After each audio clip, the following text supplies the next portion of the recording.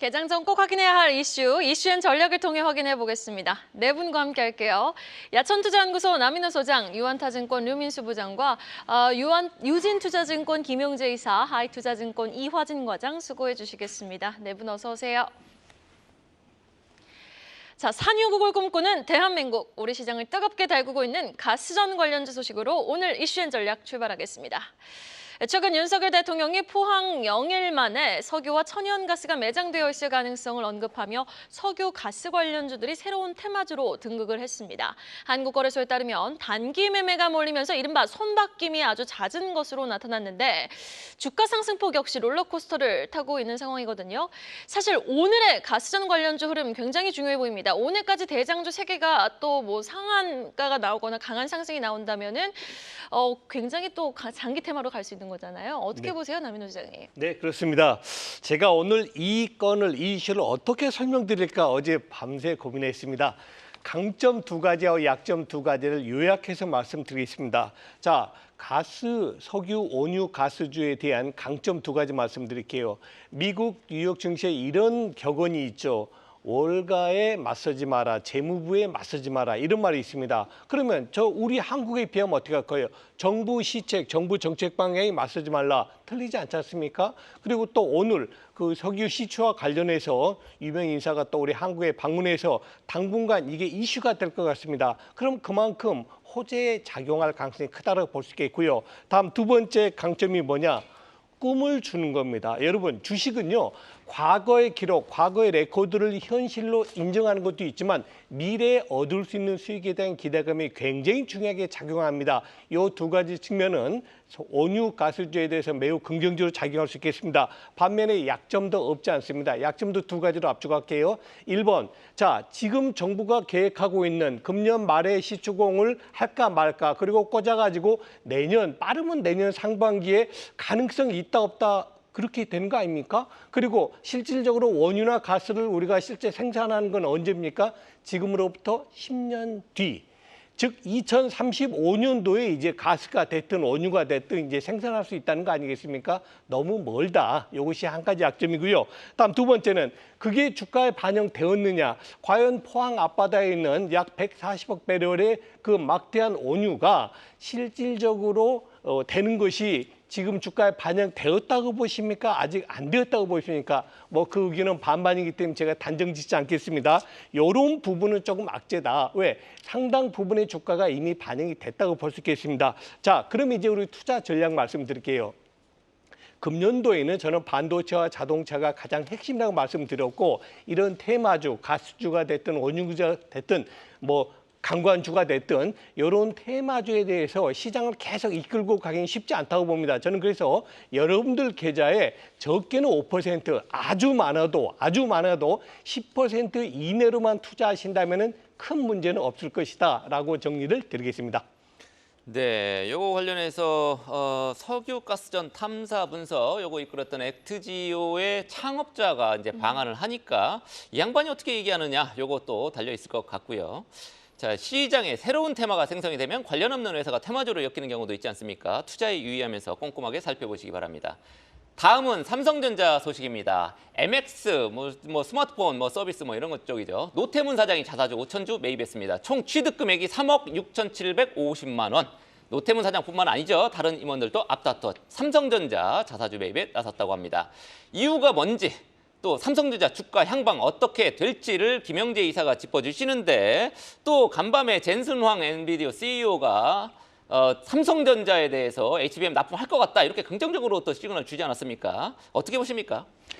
네, 일단 오늘 긍정적으로 반응은 하겠다라고 보고 있는데, 일단 앞에 그 자사주 매입부터 좀 말씀드리면, 일단 언팩 행사를 앞두고 지금 자산주 5,000주를 73,500원에 매입했고, 그 외 다수 임원들도 7만 원대 초중반의 자사주 매입했던 건데, 일단 삼성전자가 이 스톡옵션 제도를 2000년도 초반에 좀 폐지를 했기 때문에 임원들의 자사주 매수는 주가 저평가의 신호다라고 해석될 수 있다라는 것이 시장의 의견이고요. 그리고 그 모바일 담당 사장이 자사주를 매입했기 때문에 현재 잘 팔리고 있는 갤럭시 시리즈가 신제품 출시 이후에도 좀 좋은 성과 낼 수 있다, 이런 자신감을 표현했다라는 것도 있고, 또 지금 사실 실적으로도 보든지 아니면은 뭐 기여도라든지 판매량도 보더라도 현재 갤럭시 시리즈가 상당히 잘 나가고 있는 건 확실한 것 같습니다. 지금 1분기에 74개국 중에서 38개국에서 갤럭시 폰이 이제 판매 1위를 기록했고요. 근데 이제 16개국에서 1위한 아이폰과의 어떤 격차를 지난 분기 대비 좀 격차를 벌렸다라고 보고 있는데 아무래도 AI를 탑재한 폰이 아무래도 출시되었기 때문에 그게 좀 잘 팔리는 것 같습니다. 그리고 실적도 지금 영업이익이 이제 3조 5,100억 원을 이제 모바일 부분에서 기록했는데 삼성전자 이기의 절반 이상을 지금 기록하고 있는 것도 긍정적이다고 보고 있는데 일단 7월 10일 발표 예정인 폴더블 폰도 이제 AI 기능을 탑재해서 흥행을 좀 이어나갈 것이다라고 보고 있고 사실 지금 삼성전자 주가가 사실 HBM 관련해서만 연관돼서 주가가 많이 움직이고 있는데 하지만 이러한 모바일 쪽에서의 그런 경쟁력이 앞서는 그런 점과 또 온디바이 AI 시대를 맞이해서 DRAM과 그 낸드의 사용이 크게 증가하는 레거시 업황 개선 시기에 점유율 1위 업체로서의 실적 개선세가 더 크게 나타날 수 있다. 결국 실적을 바탕으로 주가는 반등할 것이다라는 점도 좀 착안을 하셔야 된다는 것인데 일단 간밤에 나온 그 뉴스를 조금 말씀드리면 일단은 제가 보기에는 좀 약간 중립적이었지만 약간 조금은 긍정적이다 이렇게 보는데 뭐 포기하기 좀 이른 시점이다라는 그런 뉘앙스가 좀 있었다고 보고 그리고 그 지난번 로이터 뉴스로 좀 실패에 대한 그런 것이 크게 확대된 점이 조금은 봉합되지 않았을까 해서 주가는 조금은 긍정적인 것으로 반영될 가능성이 높다라고 보고 있습니다. 네, 알겠습니다. 시간의 거래에서도 3% 넘게 장중에는 또 상승했던 삼성전자. 어제 2% 상승에 이어서 오늘 정규 시장에서도 추가 상승 여력을 좀 보여줄지 여부 지켜보도록 하겠습니다. 삼성전자 주요 경영진의 자사주 매입은 현재 주가가 저평가되어 있다는 신호로도 볼 수 있겠죠. 오는 7월 공개될 신제품에 대한 자신감의 반증이라는 김용재 이사의 말씀까지 잘 들어봤습니다. 다음 이슈입니다. 바이오로 시선을 돌려볼까요? 지금 미국 샌디에이고에서는 세계 최대 규모의 제약 바이오 컨퍼런스 바이오 USJ가 진행 중입니다. 36개국 1,500여 개 기업과 단체가 참여를 하고 있는데요. 미국과 중국이 바이오 패권 전쟁에 나선 가운데 이곳에서 우시바이오로직스가 이번에 참여를 하지 않았습니다. 이에 따라서 우리 한국 쪽이 반사이익을 기대하는 아주 긍정적인 기류가 포착됐다는 소식인데 사실 삼성바이오로직스 주가 어제 조금 심심했거든요. 오늘은 좀 긍정적인 흐름을 기대해봐도 좋을지 자세한 내용 류민수 부장이 전해주시죠. 예, 미국이 이제 중국 견제하기 위해서 이제 산업이 이제 다양화되고 있는데요. 바이오 쪽도 이제 확산되고 있습니다. 그래서 한국 기업의 어떤 반사이익 기대감이 좀 점쳐지고 있는데 그거의 대표적인 것이 생물보안법이죠. 그래서 미국 상원의 위원회가 통과됐기 때문에 이제 본회의 의결과 바이든 대통령의 서명, 뭐 연말 전에는 이루어질 거로 보이는데 이런 것들이 나뉘어져 있는 상태입니다. 그래서 이 골자는 이제 그 의회가 정한 이제 그 중국 기업들 이제 꼭 집는 기업들이 있어요. 그래서 이런 기업들에서 미국 기업들이 이제 거래하면 안 된다는 내용이 이제 그 주요 골자거든요. 그래서 중장기적으로 이렇게 되면은 중국의 이 대부분의 어떤 CDMO, 그러니까 CDO는 위탁 개발이고요, CMO는 위탁 생산이거든요. 그래서 합쳐서 이제 CDMO라고 얘기를 하는데 이쪽 기업들의 어떤 반사수혜가 지금 점쳐지고 있다 이렇게 보시면 될 것 같아요. 그래서 앵커님 말씀하신 대로 지금 미국 바이오 USA가 열리고 있는데. 이쪽에 이제 우시바이오로직스와 우시바이오텍이라고 있는 기업들이 있는데 계속 참석을 했었거든요. 근데 이번에 이런 관계로 불참을 했고 그렇기 때문에 한국이나 일본 등 이런 회사들에 대한 어떤 러브콜에 대한 부분이기가 이루어지고 있다 이렇게 보시면 될 것 같아요. 그래서 일단은 미국이 이제 정부 차원에서 이제 바이오 산업도 이제 어떤 국가 보안적 관점으로 접근하고 있기 때문에 현지 행사에서도 이제 미국 업체들이 상당히 이제 이런 거에 불안감을 느끼고 있어요. 기존에 어떤 중국하고 거래했던 기업들. 그래서 이런 CDMO는 상당히 중요합니다. 개발 초기부터 이제 잡아놔야지 이제 CDMO 회사 같은 경우 락인 효과를 가져올 수 있거든. 나중에 이제 생산 단계, 이제 상업화 단계까지 갈 수 있는 부분이기 때문에 상당히 중요하다라고 보시면 될 것 같고 지금 글로벌 톱4는 이제 CDMO 회사는 이제 우리나라 삼성바이오로직스, 그 다음에 스위스 론자, 미국의 이제 캐톨란트, 그 다음에 중국 바이오 이제 우시바이오로거든요. 그래서 이로 4개 기업들이 이제 글로벌 4를 선정하고 있는데 아무래도 우리나라 같은 경우는 이제 삼성바이오로직스를 이제 주시할 수밖에 없는 거죠. 그래서 일단은 세계 최대 규모의 위탁 생산 능력 갖고 있고요. 그 다음에 이런 부분 때문에 이번 행사에서 미국 업체들한테 지금 미팅이 지금 쇄도하고 있다는 얘기가 있거든요. 그렇기 때문에 일단 중장기적 관점으로도 잘 보셔야 될 것 같다라고 볼 수 있습니다. 그래서 사실 근데 동사의 주가가 보면은 이제 최근에 이제 CDO 수주 건수가 좀 많이 급감을 했어요. 이런 모습 때문에 주가의 상승 동력을 지금 발휘를 못하고 있거든요. 그래서 거의 뭐 4년 가까이 70만 원에서 90만 원 큰 박스권 형성하고 있거든요. 물론 한 2021년가 100만 원을 돌파한 적도 있었는데 큰 박스권을 형성하고 있는 상황인데 이런 어떤 모멘텀으로 향후에 제가 볼 때 중장기적으로는 충분하게 업사이드 가능성이 열려 있다 이렇게 보시면 될 것 같고 뭐 핵산 치료제 같은 어떤 CDMO 회사인 뭐 ST팜 이런 기업도 상당히 좋게 보고 있거든요. 그래서 두 기업 잘 보시면 좋을 것 같습니다.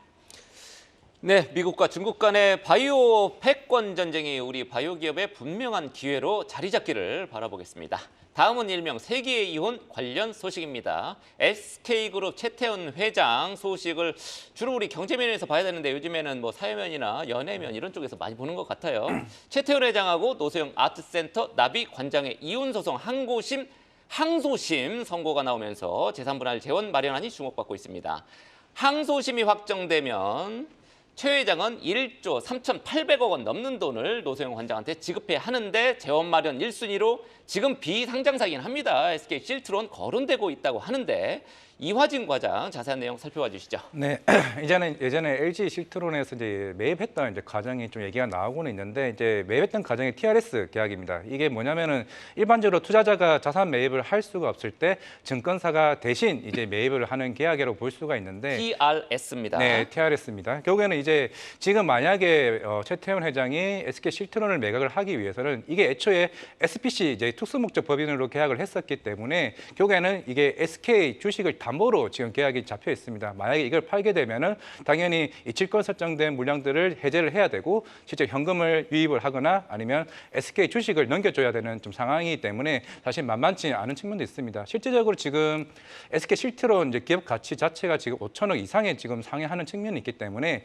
만약에 이걸 팔게 되면은 실제적으로 세액에 대한 양도소득세만으로도 1,220원까지 나오게 됩니다. 그만큼 굉장히 부담이 좀 될 수밖에 없는 상황이고 물론 추후에 SK 담보대출 얘기도 나오고는 있지만은 실제적으로 지금 질권이 잡힌 말고 일반 주식으로도 지금 한 4,800억 정도 담보를 지금 주식을 하고 있기 때문에 만약에 추가적으로 주식 담보대출을 하더라도 사실 1년에 내는 이제 연간 이자액만 거의 한 600억에 달합니다. 그렇게 되면은 결국 SK에서 앞으로 향할 전략 자체가 물론 담보대출도 있겠지만은 어제 한국 거버넌스 이제 포럼에서도 공개 서한을 보냈듯이 그 전량에 대한 자산 소각 얘기가 나오고 있습니다. 그게 이제 20% 이상 이제 물량이기 때문에 만약에 배당이나 향후에 자산 소각에 대한 이슈가 결국 주주환원 정책에 따라서 가장 많이 나올 가능성이 있지 않을까라고 생각을 하고 있기 때문에 물론 이제 여러 방안이 있겠습니다만은 결국에는 이에 2심 자체가 판결이 나왔고 향후에 뭐 대법원 판결은 그 뒤집을 가능성이 좀 없다라고 좀 생각을 하고 있기 때문에 결국에 이런 변력 정책을 따라서 이런 주주환원 정책을 할 가능성이 굉장히 높지 않을까 좀 생각을 하고 있습니다. 네, 알겠습니다. 대법원의 판결을 지금 좀 앞두고 있는 상황인데 이 상황 속에서 계속 리스크가 또 불거질 수 있는 부분 또한 염두에 두면서 SK그룹주들 주가 흐름 계속해서 우리는 좀 지켜볼 필요가 있어 보입니다. 계속해서 가장 빠른 리포트와 공시도 확인해보고 오시죠. 이은 캐스터입니다. 오늘 아침에 나온 리포트 정리해드리는 가장 빠른 리포트 앤 공시 시간입니다. 상향 리포트로는 유한양행 리포트가 발간됐고요. CJ-ENM, 현대위아, 한국항공우주, SK텔레콤 목표가는 유지됐습니다.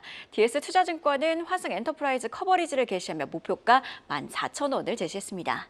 그럼 먼저 상향 리포트부터 살펴볼까요? 유한타증권은 유한양행 목표가를 기존의 7만 원에서 88,000원으로 올려 잡았는데요.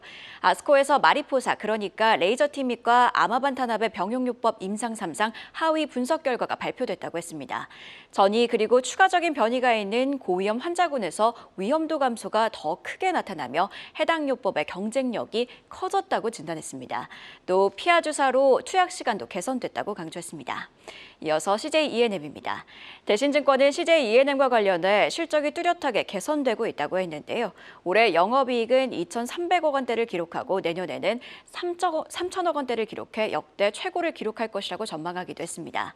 이와 함께 티빙과 웨이브가 합병할 경우 채널이 거의 겹치지 않아 1,000만 건의 월간 활성 이용자 수를 유지할 수 있을 것이라고도 봤습니다. 목표가는 11만 원으로 유지했습니다. 이외에도 대신증권은 현대위아 목표가를 8만 원으로 유지했는데요. 2분기 실적이 예상을 상회할 것으로 내다봤으며 하이브리드 엔진 물량 확보 등으로 실적 턴어라운드 가시성이 확대될 것이라고 전망했습니다. 이와 함께 하반기에는 로봇 자동화 그리고 전기차 열관리 모멘텀도 유효하다고 했고요. 주가 매력이 재차 부각될 것이라고 봤습니다. 따라서 자동차 부품주의 최선호 지위를 유지했습니다. 마지막은 새로 커버리지가 개시된 종목입니다. DS투자증권은 화성 엔터프라이즈와 관련해 최대 고객사인 아디다스의 실적이 회복 구간에 있다고 전했습니다. 이외에도 1분기를 기점으로 완성품 가동률이 일정 부분 정상화되면서 영업이익률은 7에서 10%대까지 개선이 가능하다고 봤고요. 특히 7월 파리올림픽, 유로 2024 등의 특수 이벤트 물량을 소화해야 하는 긍정적인 상황이라고도 덧붙였습니다. 매수 의견과 함께 목표가는 14,000원으로 제시했습니다. 지금까지 가장 빠른 리포트앤 공시 이은이었습니다. 다음 소식입니다. 어제 반등이 나온 2차 전지 관련주 이야기로 넘어가 볼까요? 국내 증시에서 2차 전지 주요 종목들이 차지하는 비중이 2년 2개월여 만에 최저치를 기록했다고 합니다. 전방 산업인 전기차 수요가 정체될 것이란 우려로 실적 부진도 전망되고 있는 가운데 투자자분들께서 지금 가장 필요한 건 시간인지 아니면은 조금 매매가 필요할지 지금 매수를 추가적으로 한다든지. 남윤호 소장님은 2차 전지 현 상황과 앞으로 향후 전망 어떻게 보세요? 네. 제가 어제 밤에 잠을 못 잔 이유는 아까 석유 가스주 때문이 아니고 바로 이 2차 전지주 때문이었습니다. 눈이 퀭하세요 지금. 네? 눈이 퀭하세요. 아주 힘듭니다. 네. 네, 그래서 제가 오늘은 정말 여러분들께 욕먹을 각오하고 환자를 칼로 찢는 그런 의사의 마음으로 말씀드리겠습니다. 불과 2년 만에 어떻게 이렇게 변할 수가 있습니까? 작년에 400조에 달하던 2차 전지주가 어제 종가 기준에서는 200조밖에 안 됩니다. 작년에 우리 코스피의 15.9% 차지하는 2차 전지가 지금은 불과 7.8%밖에 안 됩니다. 이유는 두 가지입니다. 첫째, 전기차 판매 증가율이 감소되고 있다. 다음 두 번째, 실적이 그렇게 좋지가 않다. 요겁니다. 자, 그럼에도 불구하고 저를 깜짝 놀라게 한 게 두 가지 요인인데 첫 번째는 주가가 너무너무 많이 빠졌다는 겁니다. LG엔솔 대장주라고 볼 수 있겠죠. 고가 62만 원, 어제 종가 얼마입니까? 33만 원, 반토막 났습니다. 또 그 코스닥 시장에서 대장주라고 해서 에코프로비엠 고가 58만 원, 어제 종가 19만 1,000원. 3분의 2가 날아갔습니다. 이렇게 주가가 많이 빠진 게 제가 첫 번째 놀랐고요. 다음 두 번째입니다. 가슴 아픕니다. 자, 그럼에도 불구하고 2차 전지주의 대장주인 LG엔솔의 시가총액이 아직도 현대차보다 크다는 겁니다. 어제 종가 2차 전지의 대장주 LG엔솔 78조입니다. 현대자동차 시가총액 어제 얼마입니까? 54조 원입니다. 2차 전지 모든 기업들이 번 돈이 영업이익이 현대차 한 회사가 번 돈보다 적습니다, 여러분. 이것이 언제 다시 바뀔지는 모르겠지만 그래서 저는 감히 여러분께 이런 말씀 드립니다. 자, 그 이유는 둘 중에 하나겠죠. 자, 그러면은 2차 전지가 아직도 바닥이 안 왔거나 그렇지 않으면 현대차가 아직도 엄청 저평가되었거나 둘 중 하나죠. 저는 당연히 2번을 선택하겠습니다. 현대차 너무 저평가됐다는 말씀 드리겠고, 자, 이제 2차 전지에 대한 투자 전략 정리하겠습니다. 여러분, 아까 말씀드렸죠. 지금 시장 전체에서 2차 전지가 차지하는 경우는 7.9%입니다. 그러면 여러분들 계좌에서 어제 다행스럽게 반등이 나오고 오늘도 좀 반등 계속 이어질 걸로 기대합니다. 앞으로 2차 전지가 조금 더 좋아지면요. 여러분들 계좌에서 2차 전지 관련주들은 10%까지만 가지고 계셔야 됩니다. 그 이상 가지고 계신 분들은 이번 반등 이용해서 조금씩 물량을 줄이시는 게 좋겠습니다. 전망은 좀 부정적으로 보십니까? 네. 그러니까 내년까지, 금년 말까지는 조금 어렵게 봅니다. 네, 저희 패널인 김선영 대표는 좀 긍정적으로 보시는데 나중에 두 분 토론 배틀 같은 거 붙어도 될 것 같아요. 좋겠네요.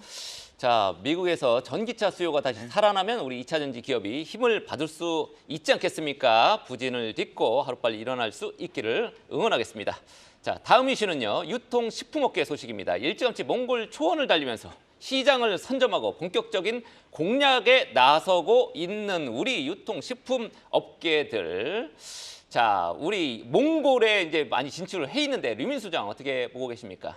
이게 참 몽골 얘기까지 나오네요 지금. 예, 몽골은 사실은 아직 시장 크지 않아요. 그러니까 몽골 아시다시피 면적은 좀 있는데 지금 인구수가 한 350만 명이거든요. 그래서 부산 인구가 한 330만 명이니까 그거보다 조금 높은 수준. 근데 이제 유통업계나 이제 음식료 업계가 이쪽에 조금 주목하는 이유는 파이는 작지만 일단은 연평균 경제 성장률이 이제 5% 이상이에요. 그래서 동남아 예를 들면 뭐 성장률 좋은 베트남이나 인도네시아보다 높거든요. 그 다음에 출산율도 거의 3명 가깝거든요. 그래서 지금 60% 정도가 35세 미만인 젊은 층입니다. 그렇기 때문에 성장성은 상당히 높게 지금 담보되고 있는 곳이다. 이렇게 좀 보시면 될 것 같아요. 그래서 유통업계 쪽에서는 CU나 GS가 먼저 진출을 했는데 CU하고 GS 같은 경우 지금 각각 점유율이 지금 1, 2위로 지금 80%가 넘거든요. 브랜드, 그러니까 편의점 브랜드가.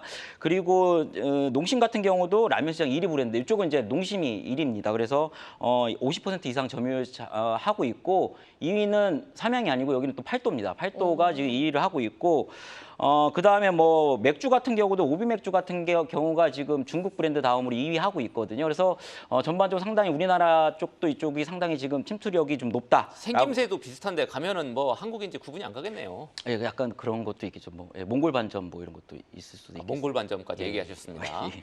뭐 아무튼 그런데 저는 이제 아무래도 최근에 이제 삼양식품 주가를 보면은 라면 쪽에 대한 부분으로 조금 좀 포석을 맞추는 게 낫지 않을까라고 생각을 하고 있고 일단 전반적으로 라면 같은 경우 5월 가공식품 수출액 단일 품목 1위 또 했고요.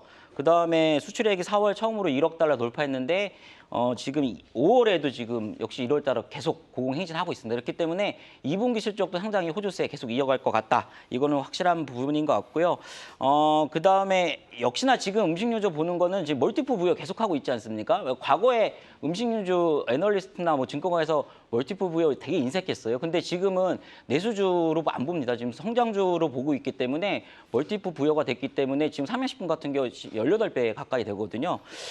그런 부분 보시면 될 것 같고 그래서 해외 성장 수출 기업들에 대한 음식료주 요 타겟을 좀 계속 보셔야겠다라는 생각을 갖고 있는데 일단은 삼양식품하고 좀 농심을 좀 비교하고 싶은데 삼양식품 같은 경우는 멀티플 부여를 많이 해줄 수 있어요. 왜냐하면은 수출액이 지금 70% 넘거든요. 그다음에 그 부분에서 지금 거의 뭐 불닭이 좀 차지하는 부분 상당히 크죠.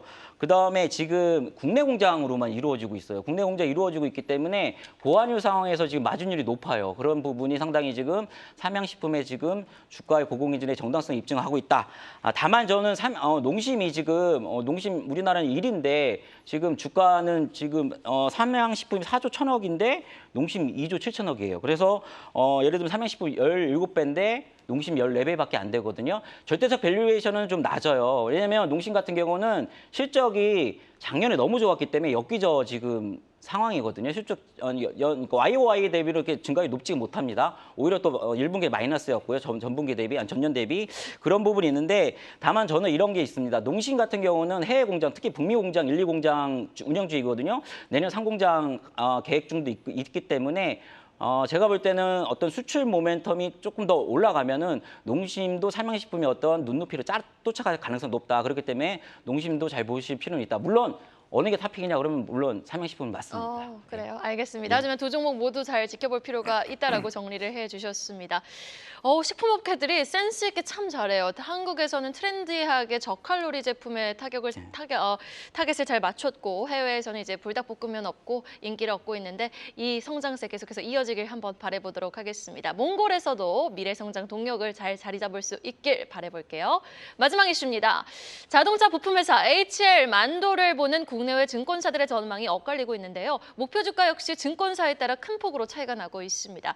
어떻게 차이가 나고 있는지 자세한 소식은 김영재 이사님이 좀 짚어봐 주시죠. 일단 뭐 삼성증권 리포트와 이제 로무다 증권의 리포트를 좀 비교한 그런 내용인데요. 일단 삼성증권은 글로벌 완성차들이 잇따라 하이브리드 모델을 출시하면서 만도의 제품을 지금 채택하고 있기 때문에 그런 성장성이 부각된다 이런 점을 포커스로 맞췄고 노무라증권은 만도가 순수 전기차 비중이 높은데 전기차 수요가 줄고 가격이나 경쟁으로 마진 압력이 있다 이런 내용입니다. 그래서 좀 상반된데 최근에 뭐 수급도 기관은 매수, 뭐 외국인은 좀 매도하는 그런 모습도 보였습니다. 그런데 노무라증권이 말한 대로 만도의 순수 전기차 비중이 일부 품목에서 높은 것은 사실인데 전반적으로 만도 생산 제품은 전기차를 포함해서 하이브리드, 내연기가 모두 사용되고 있다는 점 그리고 사실 이 노무라의 부정적인 이런 의견은 올해부터 4월까지 만도의 주가가 안 좋았을 때 나오던 그런 내용인데 이런 것을 이제 1분기 실적을 상당히 좋게 내면서 다 시장의 그런 우려를 딱 깔끔히 떨어내 버렸다고 보고 있습니다. 그래서 저는 개인적으로 이 주가가 최근에 많이 올란 상황이 1분기 좋은 실적을 발표를 배경으로 상승했고 따라서 2분기 실적 미스가 나오기 전까지는 현행 이슈에서 뭐 추가적으로 급락하기는 좀 어렵지 않나라고 보여서 약간은 삼성증권의 그 국내 증권의 그런 의견이 좀 더 맞지 않나라고 개인적으로 판단을 하고 있습니다. 네, HL 만도에 대해서 부정적인 리포트를 쓴 이노무라, 여기가 아니라 삼성증권이 더 맞는 것 같다. 더 올라갈 가능성 높게 평가를 해주셨습니다. 지금 시간 8시 22분 지나고 있습니다. 마지막으로 오늘 개장전 체크포인트 어떤 것들이 있는지 이화진 과장한테 들어보겠습니다. 뭐 오늘 좀 반도체 이슈가 좀 가장 주목을 받을 수밖에 좀 없다라고 좀 생각을 하고 있습니다. 뭐 어제 전선왕 CEO에 대한 HBM 관련된 3E에 대해서 실패한 적 없다 얘기를 했었고 오늘 인텔 관련된 이슈가 있는데 물론 이게 항상 매년마다 이제 개최를 했고 물론 어제 인텔 CEO인 팻 겔싱건 같은 CEO도 물론 오늘 참석을 못하는 이유가 한국에 만나고 싶은 사람이 없다 얘기는 하긴 했지만은 그리고 오늘 네이버랑 삼성전자가 이제 참석을 하면서 이제 가우스 이제 2와 관련된 네이버와 향후에 좀 비전에 관련된 이슈가 주목을 받지 않을까라고 좀 생각을 하고 있습니다. 세 번째로는 오늘 라메디텍이 이제 공모천약이 시작이 되는데 이제 뷰티 미용기기고 우리가 흔히 체열기를 만드는데 이 회사 같은 경우는 바늘 없이 레이저만으로 체열을 하는 체열기를 만들고 있고 그리고 홈 미용 뷰티기 같은 경우가 이제 만드는 회사이기 때문에 물론 당장 실적은 안 나오지만 이번 공모가 좀 상단에 좀 체결될 수가 있다고 좀 생각하고 있기 때문에 아마 최근에 미용기기 이슈가 굉장히 주목을 받았기 때문에 조금 공모천약도 충분히 인기를 끌지 않을까 좀 생각을 하고 있습니다. SM도 좀 궁금합니다. 어제 좀 급락을 했거든요. 그런데 NCT 관련해가지고 이제 남자 아이돌 루머가 돌았어요. 좀 일본에서 어떤 루머가 돌긴 했는데 유흥을 사측은 즐겼느냐? 네, 사측은 아니다라고 부정을 했습니다. 오늘 좀 반등에 성공할 수 있을까요? 네, 물론 해찬과 잔이 이 두 멤버에 대한 얘기가 서서히 나왔었고 물론 사실무근은 했습니다만은 결국 외국인 투심에 대한 지금 엔터 사이에 대한 이런 여론들이 계속 꾸준히 안 좋다 보니까 물론 1분기 실적 안 좋았고 2분기는 전반적으로 아티스트 활동들이 많이 회복을 하고는 있긴 하지만은 시장이 원하는 거는 한한령 해제가 좀 중요하지 않을까 생각을 하고 있습니다. 결국 오늘 물론 사실무근은 했지만은 그렇게 투심 회복이 좀 기대하기는 조금은 쉽지는 않을 것 같다는 말씀드리겠습니다. 이렇게 수요일 이슈앤 전략 네 분과 이야기 나눠봤습니다. 오늘 말씀 고맙습니다. 계속해서 다양한 경제 이슈를 알고 싶다면 구독과 좋아요, 알림 설정 부탁드립니다. AI 캐스터 권미정이었습니다.